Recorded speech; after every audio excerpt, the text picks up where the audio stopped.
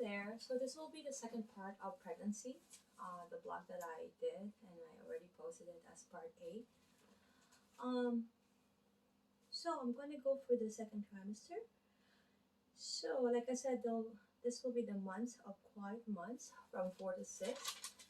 Edema, hypertension, or preeclampsia, edema in the face and hand is normal. Um, because of the retention of the fluid. And the cause of preeclampsia is unknown. I think I might have said the cause of pregnancy is unknown. Oh, my apologies, but the cause of preeclampsia is unknown. But women who are predisposed are those with a first pregnancy, a multiple pregnancy, chronic hypertension or long-term hypertension, pre-existing the pregnancy. So high deform mole or a degenerative process affecting the villi that connected to the part of the endometrium which gives rise to the placenta. Okay, so it causes multiple cysts and hemorrhaging. So it's something to look out for. And so for chronic renal disease, this is also we have to these are predisposing factor for preeclampsia, malnutrition, diabetes, history of PIH, okay, in the family or in a previous pregnancy is like a hypertension, okay. It's young. Usually, anybody who's younger than 20 years old could have that, okay. Developing hydramnios or anything that have excess of amniotic fluid. I can't pronounce the word, but anything that will increase the amniotic fluid. And I'm gonna read it. Hydramnios. So it's hydra and then M and then NIOS. Okay. Okay. Like I said, we always have to take blood pressure constantly, routinely during pregnant for the routinely checkup of high blood pressure. Okay. So supine hypotension can occur as early as fourth month and will continue until the end of the pregnancy. As the fetus grows, it compresses the aorta and inferior vena cava against the lumbar spine. This may cause the woman to feel faint when she's lying on her back. Okay, so when she's lying on her back, it's causing pressure, so she's not able to breathe properly, and hypotension, so it's not good. So she'd be either side lying, okay. So so when a person who's pregnant is seeking for massage therapy or even a physiotherapy, we need to look into that. Okay, side lying. Okay, shortness of breath may experience during or all through the pregnancy. So in the third trimester, after the baby's head has dropped into the pelvis, the woman may feel that breathing is easier. So physiologically, there's a 20% increase in the required oxygen because of the increased basal metabolic rate of the pregnant woman. So breathlessness is experienced as the body adjusts to these changing requirements. An increase in inhaled oxygen results in increase in carbon dioxide. Okay, so the respiratory center in the medulla oblongata responds to the concentration of carbon dioxide when regulating breathing rate in an attempt to reduce carbon dioxide levels. So he has to monitor that. He has to regulate all of that, and the body has ability to do that even in the change of wellness of being pregnant. So if being pregnant, it compresses all the digestive um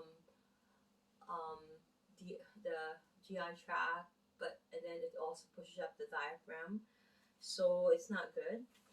Backache will always constantly be happening because of the hyperlordosis, the anterior pelvic tilt. The pelvis is going to push anteriorly. It's going to create um, so much hypertonicity in the back. It's always in an adapt. It could adapt shortenly. It could create trigger points, which is the culprit of lower back pain. Usually, it's not always the case, but usually. Okay, abdominal pain can cause by all the same things that can cause abdominal pain present during pregnancy. Because imagine being anteriorly deviated. You're not in your the force of gravity, which is in neutral. That's why it's important that we are in a good alignment, good postural balance. Otherwise, but this is a good, change, right? Being pregnant, we're gonna be anteriorly deviated anyways. So, you know, we cannot correct that in this scenario. And also, I need to talk about the varicose veins, right? Varicose veins will happen in the legs and also in hemorrhoids is also a sort form of varicose veins. So straining in there and but being pregnant just because we're you know we're boiling something there, so the pelvis is always going to cause hemorrhoid. Okay. Diastasis symphysis pubis causes pain of varying severity over the pubic area and down the inner thigh. It is separation of the pubis symphysis. So, because when a woman gets pregnant, their pelvis will be expanded in preparation for the baby, the fetus, while it's boiling there, or developing. The fetus is developing. Therefore, the pubic symphysis, where the pubis is, will always have to be expand also, so that it will create some discomfort or pain, slight pain, and all over, and that's normal. And like I said, hemorrhoids is normal and it's not nice. Freckles will be all over. Stretch mark is not nice either, because stretch mark, when there's engorgement or rapid changes in the muscle, like if the muscle is there's a rapid change, it become enlarged because due to pregnancy in this manner.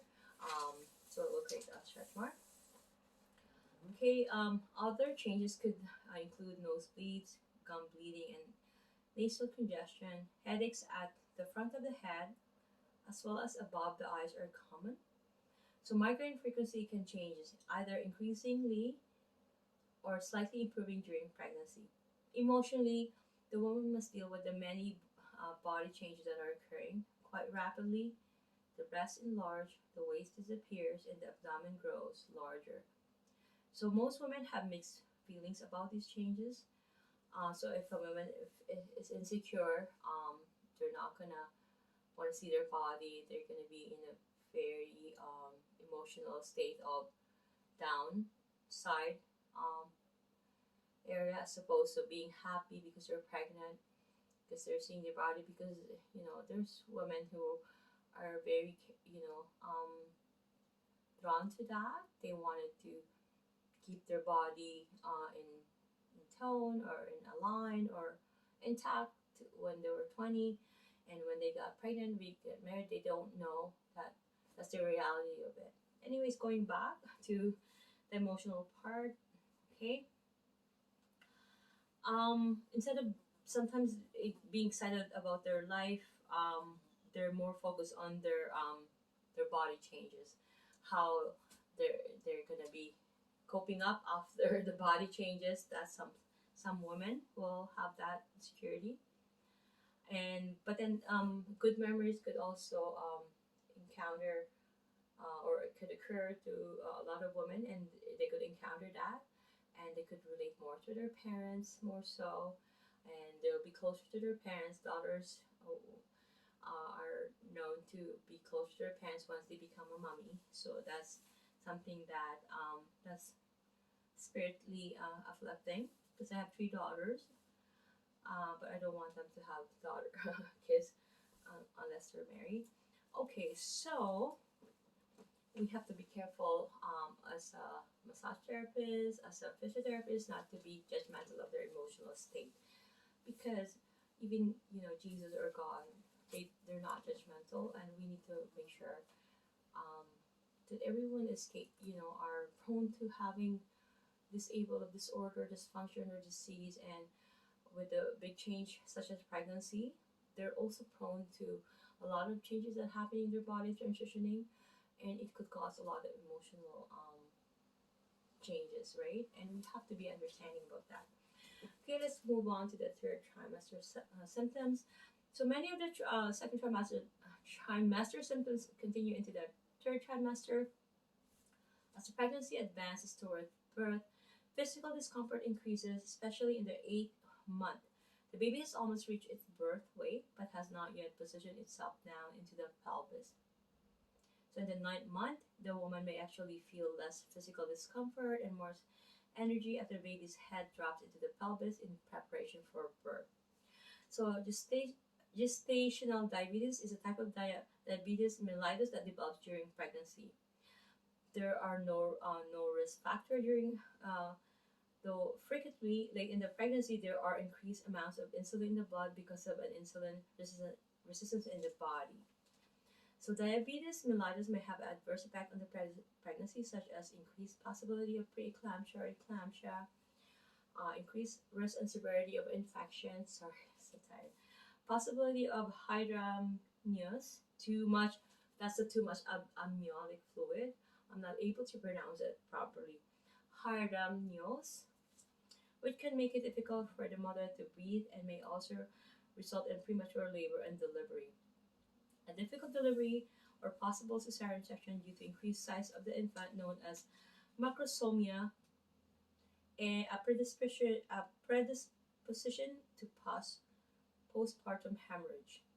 Okay, one thing that I need to talk about is ketoacidosis is another danger secondary to diabetes.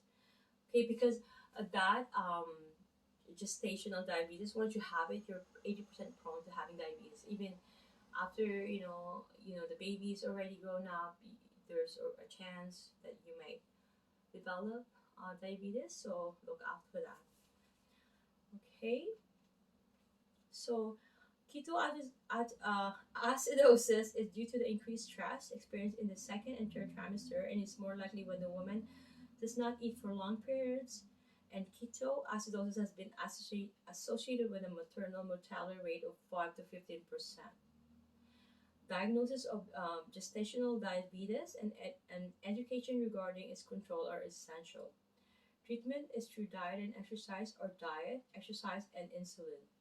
While an abnormal glucose level may appear in pregnancy, glucose levels will usually return to normal after delivery. Unfortunately, gestational diabetes increases the woman's risk of developing diabetes, like I said, later in life, particularly in a woman is over 30 and she has a family of diabetes. Okay, so we have to look after that. Edema is a symptom. Compression syndromes, like such as thoracic outlet syndrome, because it's compressing on they're being hyperkyphotic. Breast is engorged, right, and they're always in a emotional state.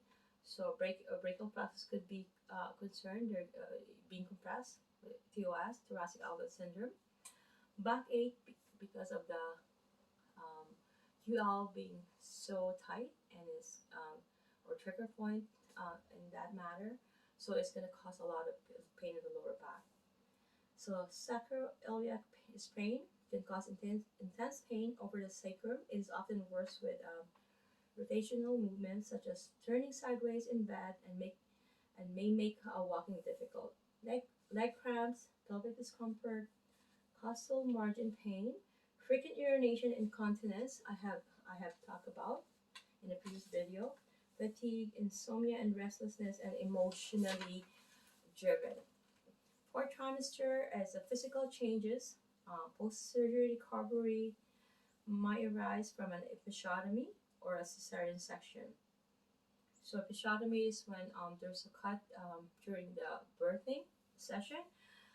Breast may be sore with cracking around the nipples from breastfeeding, and emotionally, a woman may experience extreme joy, but also sadness, fear, anger, or anxiety. Okay, it is also called postpartum blues or postpartum depression. Okay, and these are intense feeling, extreme changes in behavior, in appetite, or worrying excessively about the baby being in danger, having fear of harming the baby itself. That's kind of dangerous. I'm going to talk about the contraindication for a massage therapy and some remedial exercises that are allowed for physiotherapists. So, as a precaution, immunagogic essential oils, those that induce urethane contraction, should not be used in the first 3 to 4 months of pregnancy. This include basil, bay, clear sage, cypress, fennel, frankincense. Sorry about that. Hyssop, jasmine, juniper, marjoram, mint, peppermint, and rosemary, and rose and thyme. Exceptions are chamomile, lavender, and tangerine, which may use as a 1% dilution, that is 10 drops of pure essential oil in 50 milligrams of vegetable oil. So as long as you dilute it. This exception holds unless the woman has a risk of miscarriage due to her own history, a family history of miscarriage, or because she is experiencing abnormal bleeding. Abdominal and sacral massage is not allowed if only light stroke. It should be avoided. Okay, could cause miscarriage and all that. Deep massage or any fascial technique should be avoided in the lower back, especially in the first trimester. Okay, it's not very secure. The fetus is not secure and established yet. Care is taken when massaging over the abdomen during the entire pregnancy. After 4 months, a general but gentle abdominal massage is usually very enjoyable for both the mother and the growing baby. Posture should be addressed for any stabilizing role in the client's posture before using techniques to stretch it. Aggressive joint play and mobilization techniques are avoided for the entire body because of the increased joint laxity during the whole pregnancy and up to 6 months after delivery.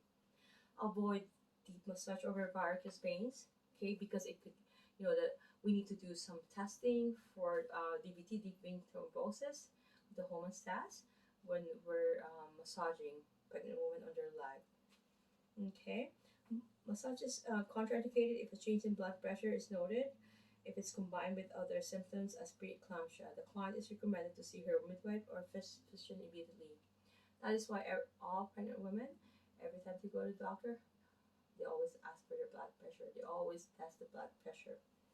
If the client has diabetes or if a pregnant woman has diabetes, a snack or juice should be eaten just prior to the treatment to maintain blood sugar levels. The woman may wish to eat the snack shortly after treatment as well. The client therapy must remain vigilant for any signs of symptoms or ketoacidosis. See that, if the pregnant woman has diabetes, there's so many things to look out for. In the second and third trimester, the client must be carefully positioned on her back to avoid compression on the aorta and inferior vena cava. If nausea or discomfort is experienced, despite appropriate modification, the position is changed to side lying or treated, or the treatment is discontinued. When complicating postural concern of compression syndromes are treated, the massage must be modified according to previously said contraindication. For women experiencing heartburn, 2 hours should elapse after a meal before having the massage. This prevents regurgitation of stomach acid, which can happen because of the stomach's upward displacement by the enlarged uterus. Those are mostly for massage therapists. For physical therapists, there's no much really any exercise given except for long periods of walking with breaks. Okay.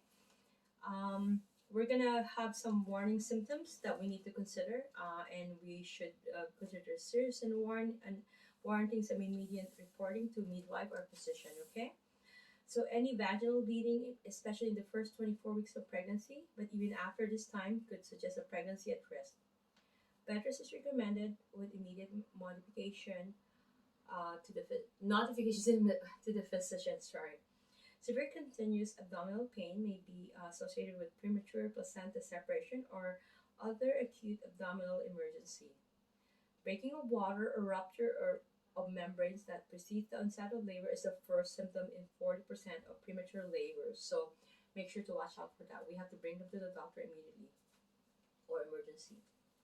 Medical attention should be sought After 34 weeks of pregnancy, this occurrence is of less concern for fetal health, but contact with a physician or midwife is important in order to arrange for delivery or hospital admission. Preeclampsia warning signs. In the second trimester, mistiness, blurring, or change in vision may signal preeclampsia or elevated blood pressure. Bed rest and notification of the physicians are necessary. So we have to notify the doctor once this happens. Continuous severe headache, usually over the front of the back of the head, accompanied by visual disturbances, may be a symptom of severe preeclampsia or hypertension. This is a headache that is not relieved by any usual remedies. Swelling of hands, especially the fingers and face, should be reported to the physician or midwife. Pain in the upper right side of the abdomen should also be reported. Temperature of 38.5 degrees Celsius or more, even if the cause is unknown, should be checked. So anything over that is dangerous. Okay, so we have to have our temperature ready. Frequency of urination and pain, but urination can indicate a urinary tract infection. Absence of fetal movement is not unusual for periods of time, even after 24 hours. During the 22nd to 24 week, it is possible that fetal movement may even stop for several days, generally as precaution. If no movement is felt for longer than 24 hours, the physician is called. Medical emergency. Excessive vomiting is not uncommon in the first trimester and occasionally in the last trimester if it's of such severity and frequency that no food or fluids can be retained. Medical attention is sought. Medical emergency. Excessive itching, not the common generalized itching, may occasionally suggest a liver dysfunction. Cholestasis, which requires notification of the physician. Okay, folks, thank you.